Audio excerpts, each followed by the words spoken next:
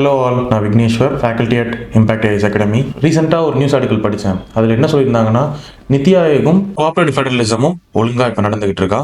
Finance commission, planning commission, so அதோட ரோல்ஸ்லாம் இப்போ present சுச்சுவேஷனில் எப்படி போயிட்டு இருக்கு, பிளானிங் கமிஷனும் நித்தி ஆயோகும் இப்போ எப்படி எவால்வ் ஆகிட்டு இருக்கு, அது பற்றின சிந்தனைகள் என் மனசில் ஓட நம்மளே அதை வச்சிருக்க வேணாம், நம்ம டேரக்டர் சார் கிட்ட கேட்டலாம் அப்படின்னு நம்மளோட டேரக்டர் சார் மிஸ்டர் வெங்கடேஷ்குமார் அவங்க கிட்ட ஒரு நேர்காணல் வைக்கலாம் அப்படின்னு பிளான் பண்ணோம். So we have in here. Hello sir. Hi Vinesh. Sir, அந்த நியூஸ் ஆர்டிக்கல் நான் படித்தப்ப அதில் என்ன சொல்லியிருக்காங்கன்னா, நித்தி ஆயோக் அவங்க அப்பா, அதாவது அவங்க தாத்தா பிளானிங் கமிஷன் மாதிரி இல்லாமல் ஒரு குழந்தையாவே இன்னும் செயல்பட்டு இருக்கு அப்படின்னு அவங்க சொல்கிறாங்க. கோஆப்ரேட்டிவ் ஃபெடரலிசம், ஃபிஸ்கல் ஃபெடரலிசம் அந்த மாதிரிலாம் சொல்கிறாங்க. ஸோ நீங்கள் அதை பற்றி என்ன சார் நினைக்கிறீங்க? அதாவது நீங்கள் அந்த ஆர்டிக்கிள் என்ன படிச்சிங்க அப்படிங்கிறத சொல்லும்போது ஒரு கண்டெக்ஸ்ட் என்னால் புரிஞ்சிக்க முடியுது. அதாவது பிளானிங் கமிஷனை ஒரு ஃபோர் ஃபாதர்ஸ் அப்படிங்கிற ஒரு கேரக்டராகவும், நித்தி ஆயோக் அவங்களோட ஆஃப் ஸ்ப்ரிங் அப்படிங்கிற மாதிரி ஒரு பெர்ஸ்பெக்டிவ்ல நீங்கள் கேட்குறீங்க. Obviously yes, I can say planning commission அப்படிங்கிறது ரைட் ஃப்ரம் இண்டிபெண்டன்ஸ், இந்தியாவுடைய ஒரு complete transition from a kind of closed economy to liberal economy, இந்த டிரான்சிஷன் நடக்கும்போது முழுக்க இந்திய பொருளாதார வளர்ச்சிக்காக பல்வேறு திட்டங்களை வகுத்து அண்ட் ஒரு திட்டம் அப்படிங்கிறத அறிவித்த பிறகு பார்த்தீங்க அப்படின்னா இது சரியாக செயல்படுதா அப்படிங்கிறத ரிவ்யூ பண்ணி ஒரு டாப் டவுன் அப்ரோச் இல்லையோ அப்படிங்கிற அந்த விஷயங்கள், ஸோ ஃபார் டீசென்ட்ரலைஸ்டு டெவலப்மெண்ட்டுக்கு இல்லையோ அப்படிங்கிறதுக்காக ஃபர்தராக தேர்ட் லைன் ஆஃப் கவர்னன்ஸ்லாம் கொண்டு வந்து இன்னைக்கு பார்த்தீங்க அப்படின்னா இந்த பிளானிங் கமிஷனுடைய அந்த ஹிஸ்ட்ரி இருக்கு இல்லையா, அது gave us very nice insights. But இன்னைக்கு ப்ரெசென்ட்டா ஓகே, ஆஃப்டர் எல்பிஜி ஏரா, லிபரலைஸ்ட் ஏராக்கு பிறகு பார்த்தோம் அப்படின்னா இது தேவையா இல்லையா அப்படின்னு நிறைய ஆர்கியூமெண்ட்ஸ் போயிட்டே இருந்தது. அதுக்கு கடைசியாக ஒரு முடிவு எடுக்கும் விதமாக பார்த்தீங்க அப்படின்னா NDA government during their first tenure 2014 பார்த்தீங்கன்னா they come up with a new idea, that is what நீங்கள் சொல்கிற offspring NITI Aayog, national institute for transforming India அப்படின்னு இது launch it as a think tank. And at the same time என்ன பண்ணிட்டாங்க அப்படின்னா இந்த planning commission தேவையில்லை அப்படின்னு எல்லாரும் பேசினாங்க இல்லையா. ஸோ அப்போ அந்த பிளானிங் கமிஷனுக்கு பார்த்தீங்க அப்படின்னா ஒரு முற்றுப்புள்ளி வச்சுட்டாங்க.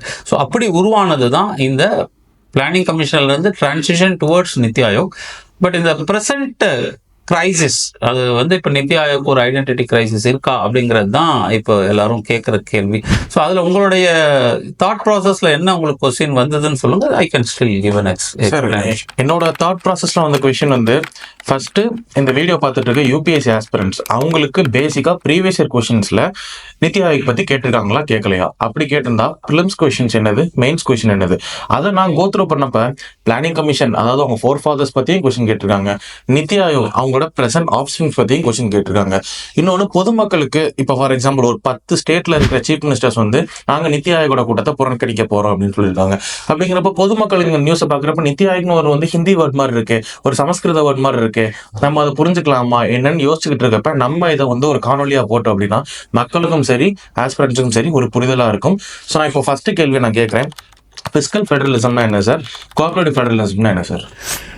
அதாவது நம்ம India is a federal country, இதை நம்ம பாலிட்டி படிக்கிற எல்லாருக்குமே தெரிஞ்சிருக்கும். ஸோ வாட் இந்தியாவில் அப்படின்னு பார்த்தீங்கன்னாக்கா அன்லைக் அதர் ஐடியல் ஃபெடரேஷனில் இல்லாமல் இந்தியா ஒரு அட்மினிஸ்ட்ரேட்டிவ் ரீசன்ஸ்க்காக நம்ம வெவ்வேறு யூனிட்ஸாக பிரிச்சிருக்கோம் அப்படின்னு தான் நம்ம கான்ஸ்டியூஷன் சொல்லுது. That is why Indian federalism is called as quasi federal. இப்போ இந்த குவாசி ஃபெடரல் அப்படின்னாலே ஆல்வேஸ் இந்த ஃபெடரல் செட்டப்ல there will be a dual polity அப்படின்னு ஒன்று இருக்கும். ஸோ சென்ட்ரல் கவர்மெண்ட் ஒன்று, state government. So in India we call it as union government or state government. So இப்போ இந்த யூனியன் கவர்மெண்ட் அண்ட் ஸ்டேட் கவர்மெண்ட்டுக்கான ஃபினான்ஷியல் டிஸ்ட்ரிபியூஷன் இருக்கு இல்லையா, ஸோ அதை பற்றி பேசுறதுக்கு பேர் தான் fiscal federalism. Whenever something is talking about fiscal, it deals with finance. So அந்த fiscal federalism அப்படின்னு வரும்போது என்னன்னா அப்போ that is planning commission era எப்படி இருந்தது அப்படின்னு பார்த்தீங்கன்னா planning commission had a long history. அதாவது பிளானிங் கமிஷன் நமக்கு பிளானிங் கமிஷன் பற்றி கேள்விகள் வரும்போது என்ன அப்படின்னா இது கான்ஸ்டியூஷனல் பாடியா நான் கான்ஸ்டியூஷனல் பாடியா இந்த ஒரு கேள்விகள் பொதுவாக கேட்பாங்க. So it's obviously it's not a constitutional body, ஏன்னா it's not provided in constitution. Unlike finance commission article 280 சொன்ன மாதிரி இங்க அது சொல்லப்படலை. But it is being created through executive order.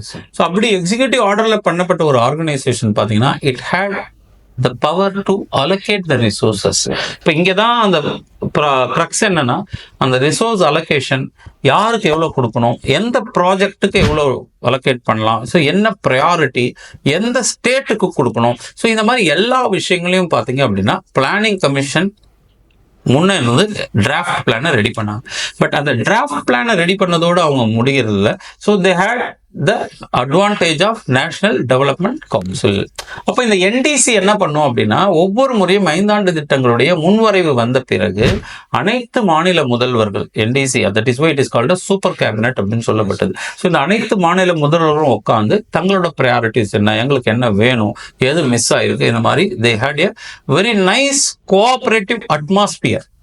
அப்போ மக்களோட ஃபெல்ட் நீட்ஸை ரியலைஸ் பண்ணி அதுக்கு தேவையான திட்டங்களை கீழே இருந்து, that is why we call it as bottom up approach. So இந்த bottom up approach or decentralised planning வந்த பிறகு every one felt that yes இது என்னோட பிளான், இது கரெக்டாக பண்ணணும். ஸோ அப்போ தான் அந்த பிளானிங் கமிஷனோட மாடல் பார்த்தீங்கன்னா we call it as inductive planning மாடல்னு சொல்லுவோம். ஸோ ஒவ்வொரு செக்டாரும், அக்ரிகல்ச்சர் பிரைமரி செக்டார் எடுத்தாலும் சரி, செகண்டரி செக்டார், ட்ரெஷரி செக்டார், எந்த செக்டார் எடுத்தாலும் எவ்வளோ டார்கெட்டு, எவ்வளோ இன்வெஸ்ட்மெண்ட், எப்படி இதை அச்சீவ் பண்ண போகிறோம், இது எல்லாமே பிளானிங் கமிஷன் பிளான் பண்ணிடும். Every thing is done by the government. இன்வெஸ்ட்மெண்ட்டும் கவர்மெண்ட் தான் பண்ணுச்சு, அது எக்ஸிக்யூஷனும் கவர்மெண்ட் தான் பண்ணுச்சு. That is why it is called as எனது inductive planning. So over the period of time பார்த்தீங்க அப்படின்னா ஒவ்வொன்றுத்துக்கும் ப்ரையாரிட்டைஸ் பண்ணியிருப்பாங்க. நமக்கு தெரியும், ஃபர்ஸ்ட் 5 இயர் பிளான்ல அக்ரிகல்ச்சர் ப்ரையாரிட்டைஸ் பண்ணியிருப்பாங்க. சப்சிக்வெண்ட்டாக நேரு மெகலோனோபிஸ் ஃபார்முலா இண்டஸ்ட்ரீஸ்க்கு ப்ரையாரிட்டைஸ் பண்ணுவாங்க. ஸோ அதுக்கப்புறம் கர்பி ஹத்தோ, அது மாதிரி பல நேரங்களில் வந்து பவர்ட்டி அலிவியேஷனுக்கு, இது மாதிரி அதுக்கப்புறம் வந்து சுய வேலை வாய்ப்புக்கு, இந்த மாதிரி பல்வேறு திட்டங்கள், ஒவ்வொரு திட்டங்களுக்கும் ஒரு அஜெண்டா இருந்திருக்கும், ஒரு கோல் செட் பண்ணியிருப்பாங்க, அதை நோக்கி நகர்ந்திருப்பாங்க. But post liberalisation, privatisation, globalisation, LPG ஏராக்கு பிறகு என்ன அப்படின்னா கம்ப்ளீட்டா த எக்கனாமிக் மாடலே மாறி போச்சு. So the government move from the place of rowing to steering அப்படின்னு சொல்லுவாங்க. ஸோ அது ரோ பண்ணி போட்டை கொண்டு போன இடத்துல இருந்து இப்போ ஆல்ரெடி என்ஜின்லாம் நல்லா இருக்கு. ஸோ இப்போ கூட ரீசெண்டாக அதை பற்றி தான் பேசுறாங்க, டபுள் என்ஜின் கவர்மெண்ட் அப்படின்னு ஒரு வார்த்தை யூஸ் பண்றாங்க. ஸோ என்ஜின் நல்லா இருக்கு, ஸ்டீர் பண்ணா போதும் அப்படின்ட்டு. இந்த டபுள் என்ஜின் கவர்மெண்ட்ங்கிற வேர்டை இப்போ ரீசெண்டாக யூஸ் பண்றது என்னன்னா, சென்ட்ரல்லையும் ஒரே கவர்மெண்ட், ஸ்டேட்லயும் ஒரே கவர்மெண்ட் அப்படின்னு இருந்தா so you will have advantage அப்படிங்கிற மாதிரி அவங்க ப்ரொஜெக்ட் பண்றாங்களோ, அதன் காரணமாக மற்ற மாநிலங்கள், அதாவது சென்ட்ரல் கவர்மெண்ட் இல்லாத, அதே பார்ட்டி இல்லாத மற்ற மாநிலங்கள் புறக்கணிக்கப்படுதா அப்படிங்கிறது தான் பெரிய விவாத பொருளா இப்ப மாறி இருக்கு. ஸோ அதனால என்ன அப்படின்னா, இந்த கோஆபரேட்டிவ் ஃபெடரலிசத்தை நாங்க என்ஷூர் பண்ணணும்னு சொல்ல வந்த இந்த நித்தி ஆயோக் அதை பண்ணுதா இல்லையா, அது உண்மையிலே ஒரு சென்ட்ரல் கவர்மெண்ட்டினுடைய அட்வைசரி பாடிங்கிற லெவலோட நிறுத்திக்குதா, whether it is suppose to take some more efforts or some more powers to it to replicate planning commission. Planning commission மாதிரியே சில விஷயத்தை செயல்பட்டா நல்லா இருக்குமா அப்படிங்கிறது தான் இன்னைக்கு இது ஒரு பிரச்சனையா இவால்வ் ஆயிருக்கு. So that is what the legacy of planning commission needs to be imbibed by Niti Aayog அப்படிங்கிறது தான் இப்போ நம்ம பார்க்குற விஷயம். ஓகே சார், காம்ப்ரிஹென்சிவா இப்போ என்ன இஷ்யூங்கிறது தெரிஞ்சிருக்கும். என்னோட ஒரு தனிப்பட்ட கேள்வி வந்து, இப்போ ஒரு குடும்பம் ஒன்று இருக்குன்னா அதுல வந்து 2 குழந்தைகள், 3 குழந்தைகள், 4 குழந்தைகள், சம்டைம்ஸ் இந்தியாங்கிற குடும்பத்துல வந்து 28 குழந்தைகள் இருக்காங்கன்னு வச்சுக்கிறோம். யூனியன் டெரிட்டரிஸ் அவங்க இன்னொரு கடைக்குட்டி அவங்களா இருக்காங்கன்னு வச்சுக்கிட்டா, ஒரு பங்கு அப்படின்னு பிரிச்சா அது ஈக்குவலாவும் பிரியலாம், இல்ல சில பேருக்கு முன்னுரிமையும் கொடுக்கலாம். இப்ப இந்தியாங்கிற குடும்பத்துல வந்து எப்படி வந்து பங்கு கொடுக்கணும்னு நீங்க நினைக்கிறீங்க சார்? ஃபேரா அப்படின்றது பாத்தீங்க அப்படின்னாக்கா, ஃபேர் அப்படிங்கிற அந்த ஃபேர்னஸ் வச்சு பார்க்கும்போது கண்டிப்பா எல்லாருக்குமே ஈக்குவலா கொடுக்கணும் அப்படிங்கிறத நம்ம யோசிப்போம். But when it comes to fiscal federalism or as aspired by Niti Aayog, cooperative federalism, and even when it comes to finance commission pertaining to horizontal distribution of resources, so நமக்கு finance commission ரொம்ப தெளிவா they are giving a formula and there is a basis. ஒரு பாப்புலேஷனுக்கு ஒரு basis இருக்கு. So each and எவ்ரிக்கும் they have a formula. So அதன் அடிப்படையில தான் வந்து பாத்தீங்க அப்படின்னாக்கா இந்த டிஸ்ட்ரிபியூட்டபிள் பூல்ல இருந்து பிரிச்சு கொடுக்குறாங்க, ரைட்டா? ஸோ இங்க எங்கேயுமே பிரச்சனை வரல. ஏன் இங்க எங்கேயுமே பிரச்சனை வரல அப்படின்னா, இட் இஸ் ஏ கான்ஸ்டிடியூஷனல் பாடி, அவங்க உட்காந்து அசஸ் பண்றாங்க, அவங்க தன்னோட ரெக்கமெண்டேஷனை கொடுக்குறாங்க, அதை சென்ட்ரல் கவர்மெண்ட் இம்ப்ளிமெண்ட் பண்ணுது அப்படின்னு. இந்த பிரசன்ட் கிரைசிஸ் எங்க வந்தது அப்படின்னு பாத்தீங்கன்னாக்கா, when it comes to budget, budget allocation பண்ணும் பொழுது due to present coalition compulsion, central government வந்து பீகாருக்கும் ஆந்திர பிரதேஷ்க்கும் நிறைய வாரி வழங்கிட்டதாகவும், தமிழகம் மாதிரியான மாநிலங்களுக்கு வந்து தமிழ்நாடு அப்படிங்கிற வார்த்தையே பட்ஜெட்ல இல்லை அப்படிங்கிற மாதிரியும் ஒரு கிரிட்டிசிசத்தை நம்ம பார்க்கிறோம். பட் எஸ் ஆப்வியஸ்லி இதை டிஸ்பேஷனேட்டா யோசிச்சிங்க அப்படின்னா, பல்வேறு திட்டங்களை மத்திய அரசு அறிவிச்சிருக்கு. அனைத்து திட்டங்களிலும் நம்ம மாநில தொழில் முனைவோர்களோ அல்லது நம் மாநில மக்களுக்கோ கண்டிப்பா பயன் இல்லாம போயிட போறது இல்லை. Because for example they come up with employment generation scheme. அப்போ எம்எஸ்எம்இக்கு வந்து பாத்தீங்க அப்படின்னா இம்ப்ரூவ் பண்ணியிருக்காங்க. தருண்ல வந்து 10 லட்சத்துல இருந்து 20 லட்சம் வரைக்கும் போலான்ட்டு. அப்போ கண்டிப்பா இங்கே தமிழ்நாடு எம்எஸ்எம்இக்கள் பங்கேற்க கூடாதுன்னு எங்கேயாவது பட்ஜெட்ல சொன்னாங்கன்னா கண்டிப்பா அப்படி சொல்லப்படலை. அப்போ புறக்கணிக்கப்பட்டதானா?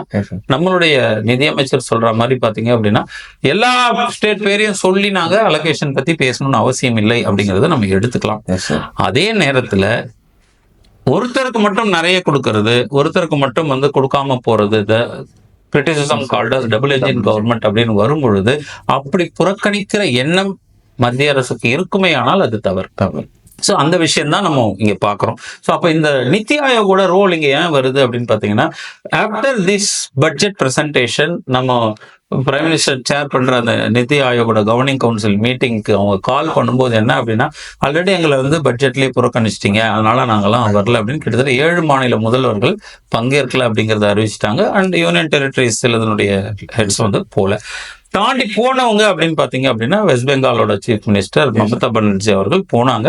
எனக்கு சரியா டைம் கொடுக்கல, என்னோட கருத்தை தெரிவிக்கல, விடல, இல்ல மைக்கை மியூட் பண்ணிட்டாங்க, இந்த மாதிரி நிறைய கான்ட்ரவர்சி சரௌண்டிங் அவங்க வெளிநடப்பு செய்துட்டாங்க. ஸோ இங்க என்ன கிரைசிஸ் வருது, என்ன நம்ம நீங்க கேட்ட இஷ்யூ வருதுன்னா, இந்த நித்தி ஆயோக் ஒரு ஃபேரா செயல்படுதா, இல்ல உண்மையிலே மாநிலங்களினுடைய தேவைகளை அது புரிஞ்சுதான் அட்வைசரி கொடுக்குதா, இல்ல சென்ட்ரல் கவர்மெண்டோட ப்ரையாரிட்டிஸ் மட்டும் பார்த்துட்டு அது பண்ணுதா அப்படிங்கறதுதான் question. Because NITI Aayog is a think tank. So government ஒன்னு யோசிக்கலாம், கவர்மெண்டின் பவர் ஒன்னு யோசிக்கலாம், அதுக்கு அலைன் ஆகி தான் யோசிக்கணும்னு அவசியம் இல்லை. What is the good for the welfare of the country அதை யோசிக்கணும் அப்படிங்கிறது தான் இங்க நம்மளுடைய டிஸ்கஷன்ல நம்ம பார்க்க வேண்டியது. ஸோ அப்போ என்ன அப்படின்னா, நித்தி ஆயோக் ஒரு மியர் அட்வைசரி பாடியா இல்லாம தே ஷுட் திங்க் பியாண்ட். அப்போ திங்க் பியாண்ட் அப்படின்னா நீங்க ஒரு கம்பேரிசனுக்கு எடுத்திருக்கீங்க இல்லையா, ஒரு அப்பா, ஒரு குடும்பம், ஒரு பிள்ளைகள் அப்படின்னு சொல்லி. அப்படி பொதுவா வந்து ஒரு குடும்பத்துல பாத்தீங்க அப்படின்னா, நம்ம தாத்தாவோ இல்ல நம்ம அப்பாவோ ஒரு சக்சஸ்ஃபுல்லா பண்ண ஒரு விஷயம், அதுல இருந்து நல்ல விஷயத்த நாம இப்போ அதே பிசினஸ் கூட கேரி பண்றோம்னா நல்ல விஷயத்த எடுத்துக்கலாம் இல்லையா. அப்படி பிளானிங் கமிஷன் கிட்ட இருந்து ஒரு சில நல்ல விஷயத்த ஏன் இவங்க எடுத்துக்க கூடாது? வேற ஏன்னா இன்னைக்கு பினான்ஸ் மினிஸ்ட்ரி தான் ரிசோர்ஸ் டிஸ்ட்ரிபியூஷனை ஃபைனலைஸ் பண்றாங்க.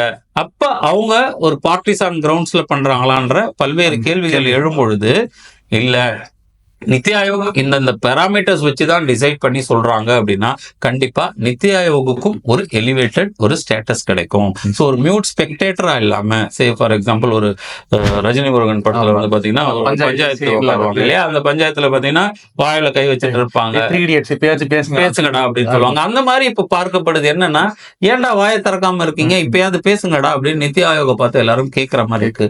பொருளாதார ரீதியா யோசிச்சாலும் என்ன அப்படின்னு பாத்தீங்கன்னா, இந்த மாநிலங்கள்ல இப்ப நம்ம பேசுறோம் இல்லையா, அந்த கோஆபரேட்டிவ் ஃபெடரலிசம்னா எல்லாரும் எஸ் ஆப்வியஸ்லி நானும் என்னோட யூபி பிரதரை நல்லா வளரணும் அப்படிங்கிறதுல எனக்கும் அந்த ஆசை இருக்கு. அவங்களுக்கு ஒரு எக்ஸ்ட்ரா கொடுக்கறதுல ஒன்றும் பிரச்சனை இல்லை. நம்ம we are contributing through our tax contribution that is being allocated to them. கண்டிப்பா இந்தியா அப்படிங்கிறது ஒரே நாடு. அப்போ ஒரே நாட்டுக்குள்ள இருக்கிற அந்த சகோதரர்கள் இந்த ஃப்ரெட்டர்னிட்டியை பார்க்கும்போது கொடுக்கறதுல எந்த விஷயமும் இல்லை. பட் இங்க என்ன அப்படின்னா, ஒரு பெத்தவங்களே சொல்லும் போது கூட சொல்லுவாங்க, ஒரு கண்ணிலையும் வெண்ணையும் ஒரு கண்ணிலையும் சுண்ணாம்பையும் வைக்க கூடாது அப்படின்னு சொல்லுவாங்க இல்லையா. ஸோ அந்த மாதிரி பாத்தீங்கன்னா வளர்ந்த மாநிலங்கள் they have various capacity building பண்ணி வச்சிருக்காங்க.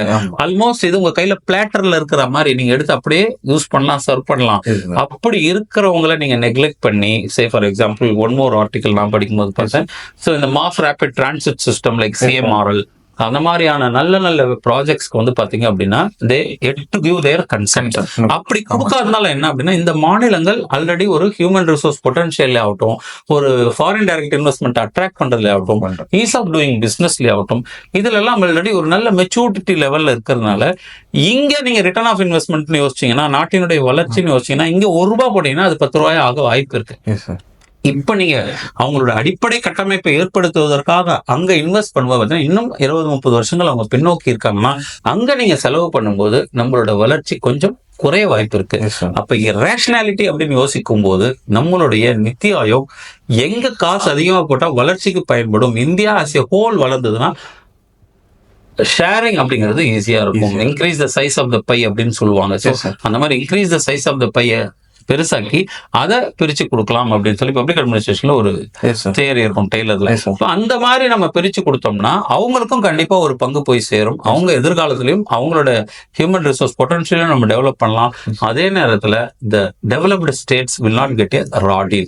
ஸோ இந்த இஷ்யூவை பொறுத்த வரைக்கும் என்ன கேட்டீங்க அப்படின்னா, NITI Aayog should imbibe certain good qualities from a planning commission and it should really act as a transforming institution as its name suggests. So அப்படி இருந்தா நல்லா இருக்கும் அப்படின்னு நான் சொல்றேன். ஸோ இந்த கொஸ்டின்ஸ் சொன்னீங்களா, அது என்ன மாதிரி இருந்தது அப்படின்னு சொன்னீங்கன்னா மாணவர்களுக்கு கண்டிப்பா பயனுள்ளதா இருக்கும். என்ன கேட்டிருந்தாங்க? Previous year questions sir. Previous year கொஸ்டின்ஸ்ல வந்து பார்த்தோம்னா, இப்போ for example Atal innovation mission, அது ஒரு இன்னோவேட்டிவ் மிஷன், அதை வந்து எந்த பாடி வந்து கொண்டு வந்திருந்தாங்க அப்படிங்கிற மாதிரி ஒரு கொஸ்டின் இருந்துச்சு சார். அப்புறம் இன்னொன்று பார்த்தோன்னா, த erstwhile பிளானிங் கமிஷன் அப்படி இருந்த ஒரு பிளானிங் கமிஷன் வந்து இப்போ வந்து என்ன ஒரு பேர்ல செயல்பட்டு கொண்டு இருக்கு, அந்த மாதிரி ஒரு கொஸ்டின் கேட்டிருந்தாங்க.